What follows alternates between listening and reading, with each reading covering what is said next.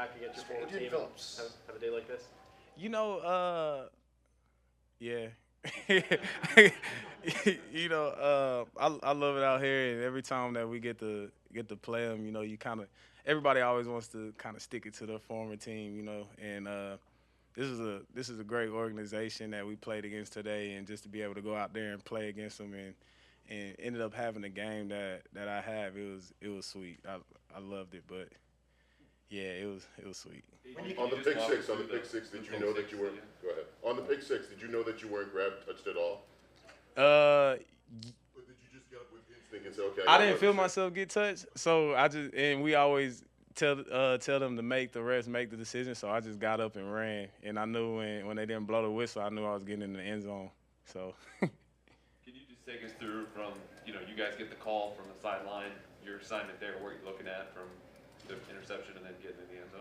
yeah, I don't want to. I can't give away too much, but you watch film the whole week and hope that you get the opportunity to to execute the way that you want to execute. So we got the call. I saw the formation, and I had a few options that I could make, and I just so happened to make the right option, and we ended up getting pressure on Herbert, which was our big focus all day, just get pressure in his face, and we made him make a quick decision, and Cook wasn't ready for it, and I was able to take advantage of it and go to the end zone. What would you describe as the ability to close out a close game this week that maybe you guys couldn't do with Tampa or Dallas, whatever? What's the difference now? Huge. Great teams win the close games, and we need to keep stringing these along. Early in the season, we were losing those. It was a mistake here or there, a few mistakes. But we knew that if we wanted to take this season where we want to take it, you have to win those close games. Because each year, teams that don't make the playoffs, they look back at it and they say, there were 3 plays in each game that easily could have went the other way, and we would have been in the playoffs. So we don't want to look back at the end of the season and say, we left it out there. And we want to be a team that plays 60 minutes or even longer, however long we have to play to get the job done. So that was a big focus for us, and we've been working on that each and every week.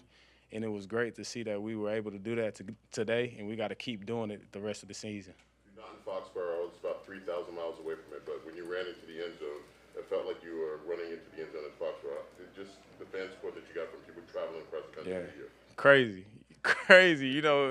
Catching the pick and then you're hearing screams like that. It was crazy. So I love the fan base out. I love the fan base out in Boston and Foxborough, and I'm glad that that they're traveling with us and supporting us still, because it's been a frustrating season, and I know that they plan to see the season go a totally different way than it's going right now. But to be able to hear that support and see those fans in the stands with all the jerseys on is real love. Hey, John, you mentioned that the season maybe hasn't gone the way the fans hope, maybe you guys hope. But what do you think now?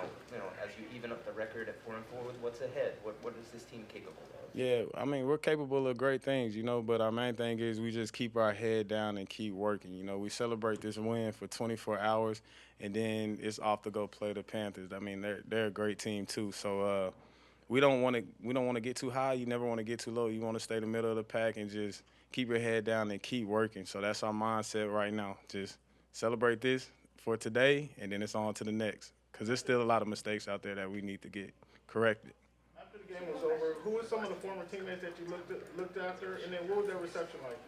Yeah, it was great seeing my boys. Of course, the DBs and then the training staff and my guy Arthur, the player personnel guy, and just seeing everybody that I pretty much grew up with. It was great to see all those boys and just be able to talk about, the old times and them being genuinely happy for me. It sucks that they lost the game, but it shows how genuine it was, because they were happy for me and happy that, I was able to come somewhere else and still produce.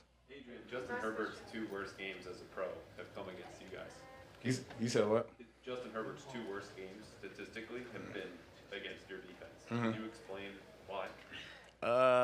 Like I said earlier, I can't give too much away, but sometimes it's just the way the cookie crumbles. Sometimes you play against certain teams that end up they might have your number sometimes, and it's still early in his career, so ain't no telling what's down the road. But he's a great quarterback, and you know, he has a lot of good games left in him, and I love watching him play.